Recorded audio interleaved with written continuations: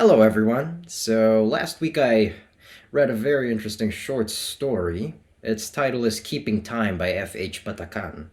So, what exactly happens in it?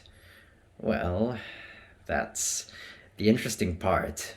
Let's talk a little bit first about kind of the way I read things. So, I must admit that there are times when I read stuff, read pieces, and I sort of skim over them and I miss a couple of important details. But it actually sort of comes together in the end when I reread it and I get to see, kind of connect all of the puzzle pieces now, not having to worry about any sort of mystery about what's going to happen next. It's just more about looking at the events that already happened. And what we have is an evolution of my understanding of the story. So that's kind of what happened. I actually started on the second page of the story, and so I missed, the whole intro thing. So the first thing that I see is that we have this guy, our protagonist, Mike. He's talking about coming from a long flight. He's in a hotel, and he's trying to address this sort of water problem in that particular city. And so I was like thinking, well, what kind of guy is he? Is he like a plumber or something? But every country has their own plumber. But then looking looking more at his sort of line of work, he's talking about some scientific stuff. He's talking about some computer stuff. It becomes apparent that he's not actually a plumber. It seems that he's more of like a researcher for a sort of health organization. And so that's kind of what he's doing there. He goes outside. It's 1 in the morning, and he sees a mysterious woman on an adjacent balcony, and he tries to sort of talk to her, but she just moves away. And the next day, we see that yes, in fact, he is trying to get information, researching for this health crisis, and he's going to present his findings to this sort of board of health officials.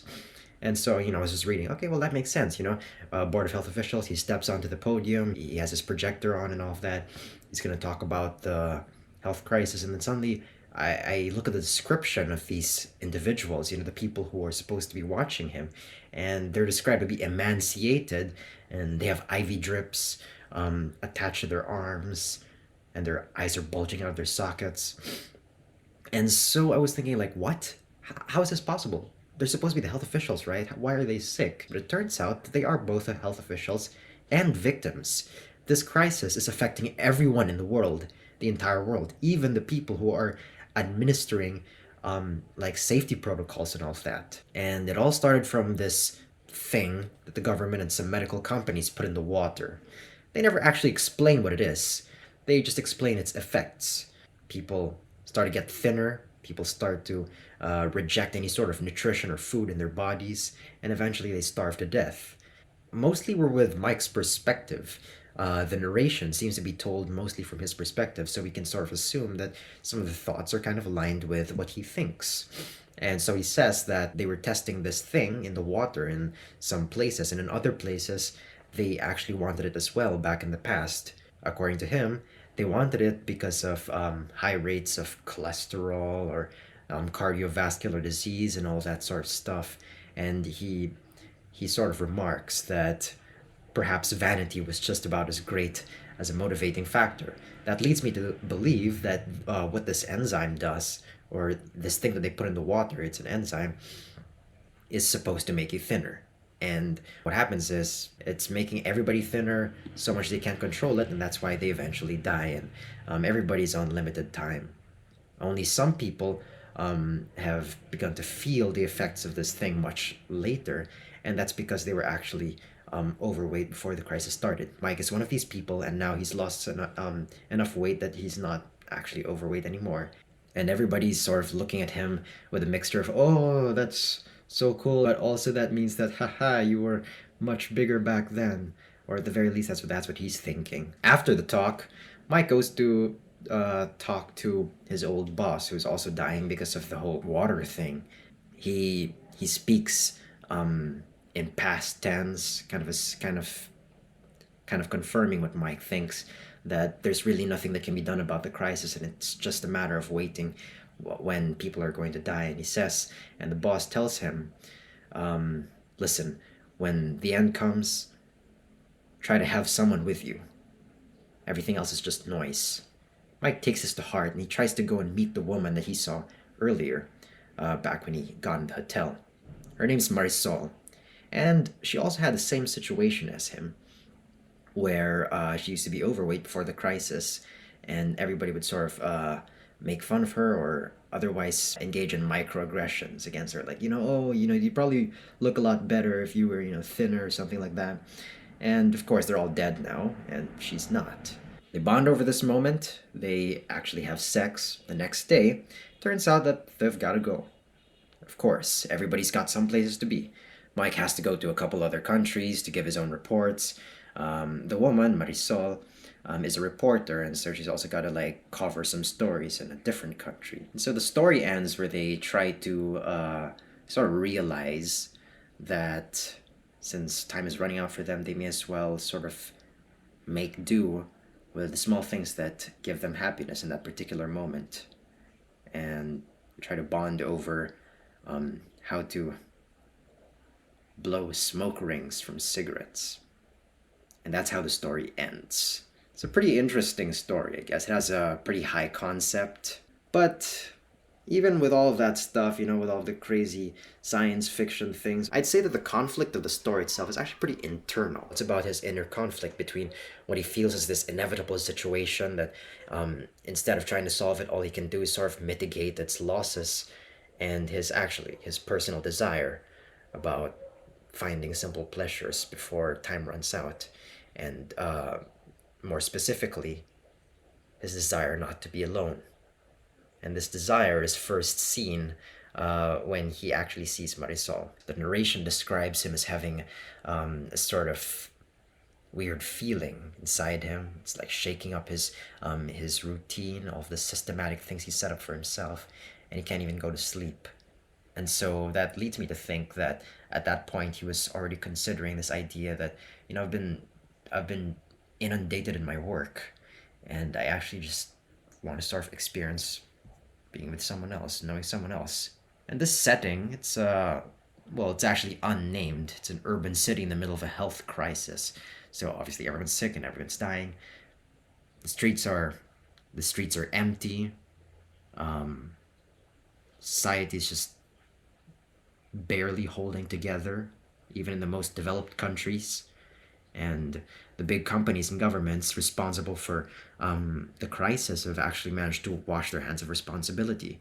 They've done stuff like lawsuits, filed for bankruptcy, and all that sort of stuff. At the heart of it all, we have the characters. Mike is the protagonist. As I've said, he's a researcher trying to get info about the health crisis and disseminate to experts, even though he feels that it's futile because of the severity of the epidemic. On two occasions, he compares himself to the angel of death, like in the Bible. It's like all he can do is just confirm the worst news, not offer anything to do about it. And he tries to exert control over the situation by, taking good care of his appearance. But underneath that, he has this desire to connect with other people. It's not just with Marisol, but also with his old boss, which he sees as some sort of a friend, sort of a second father, I'd say. And so the other major character is Marisol, who's a reporter. She's also in the middle of a great loss. She's first seen talking to someone on the phone about somebody who died from presumably the crisis again. And it just so happens that they managed to be together in this particular moment before moving on to the next thing in this hotel. And I think that sort of exemplifies what this whole thing is trying to say, this whole story. I'd say that what its message is, obviously different people are going to get different things from it, but what I got from it is the idea that when people are faced with the knowledge that life is temporary, they try to seek pleasure in the smallest or simplest things. I wouldn't really say it's that much of a moral, in that the story is saying, oh, do that, find the simple pleasures, connect with other people.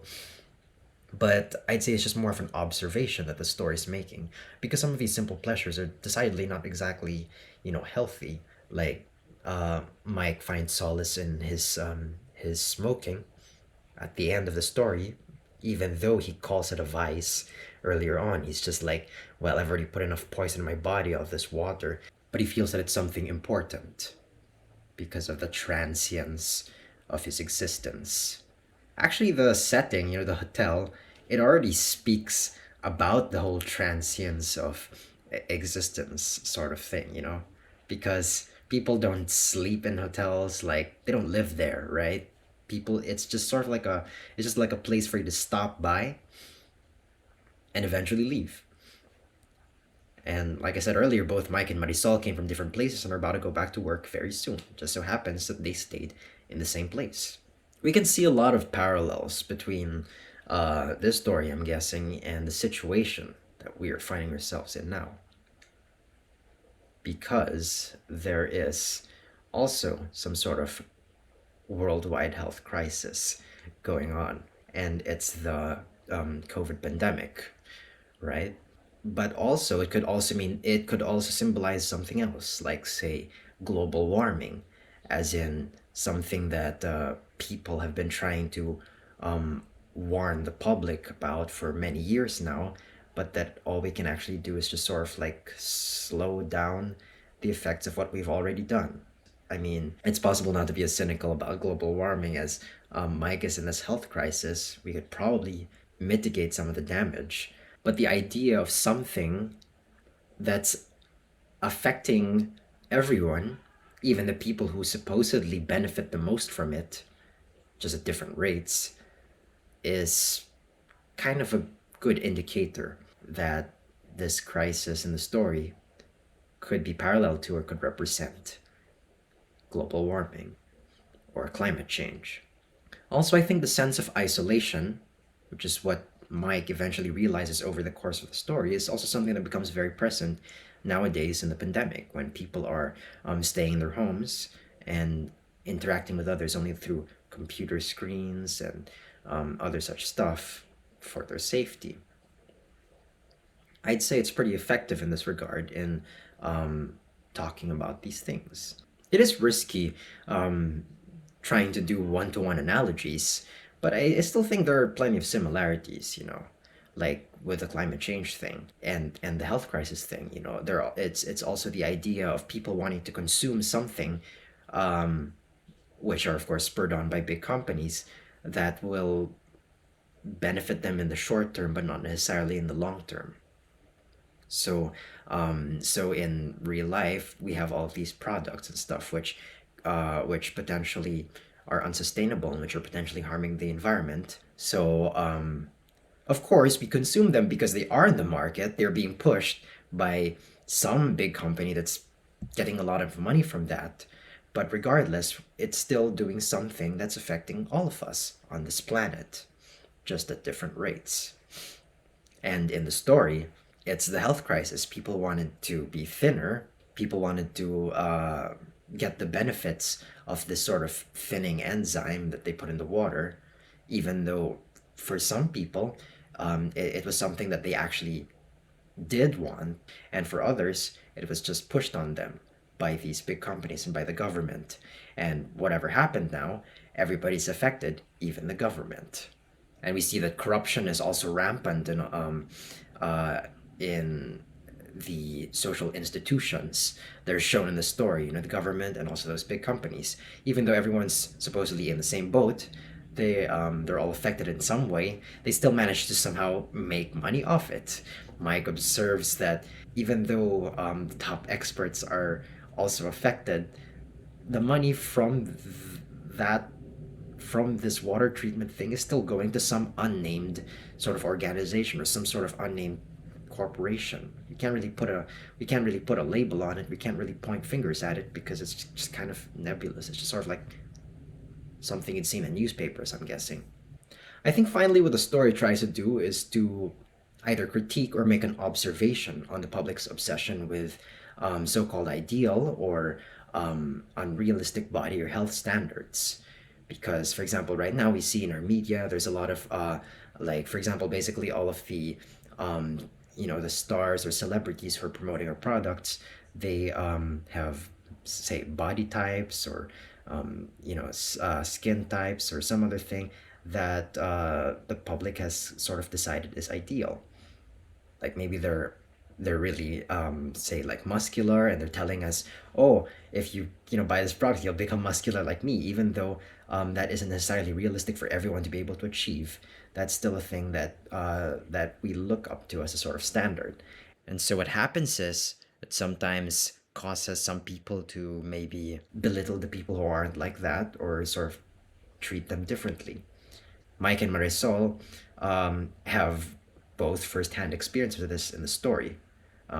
People make comments with them at parties, or people they try to get to know more intimately also try to tell them stuff like that. Oh, you'd look better if you were thinner, or something like that. They don't even have to say that last part because it's kind of implied already by their tone and all of that. I think it's really interesting. That's the sort of moment that they choose to latch onto together as a shared connection. What happens in the story is we have a striking reversal of how the people with these particular body standards fare.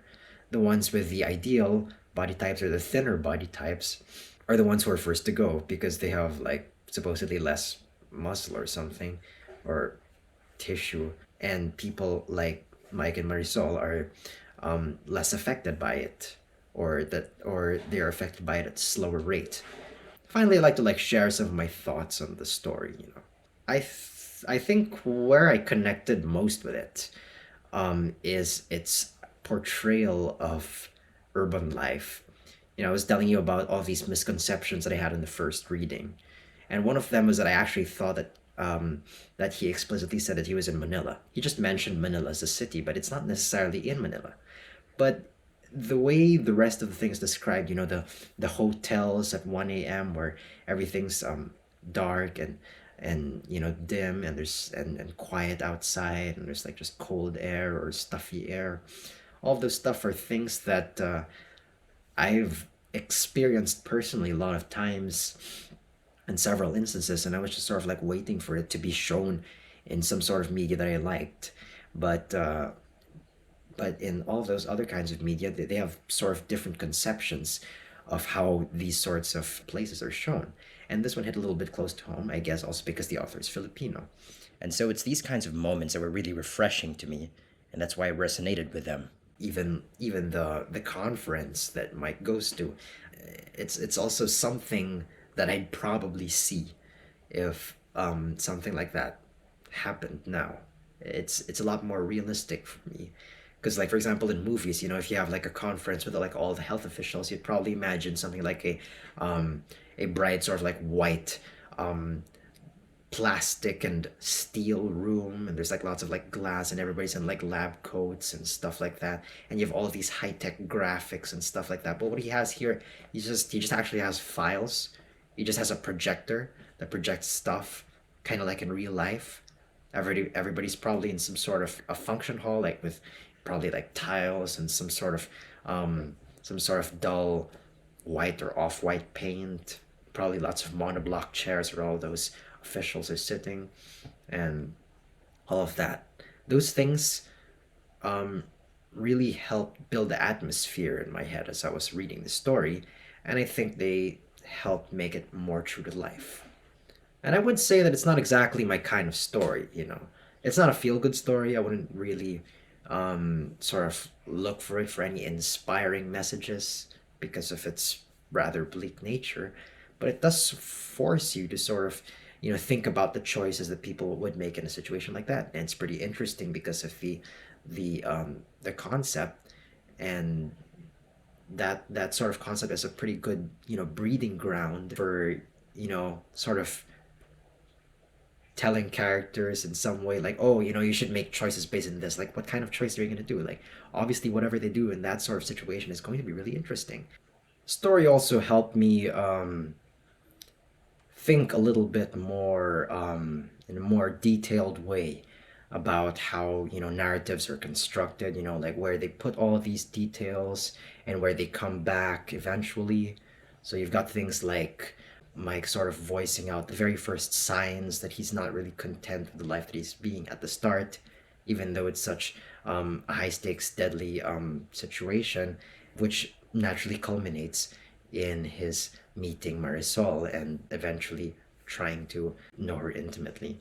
Another one is also when he meets with his old boss and his boss tells him about not wanting to be alone, and he naturally translates that as a subset of one of the simple pleasures that he wants to achieve in meeting Marisol as well. I'm actually quite surprised that, as old as the story is, I haven't really been able to um, look that much into the Filipino variety of the fiction genre, or the speculative fiction genre in general. And I think it would be pretty cool to see other perspectives on similar subjects or other kinds of stories that are kind of like this. So I hope that you all learned something today, as I did, and thank you so much for watching.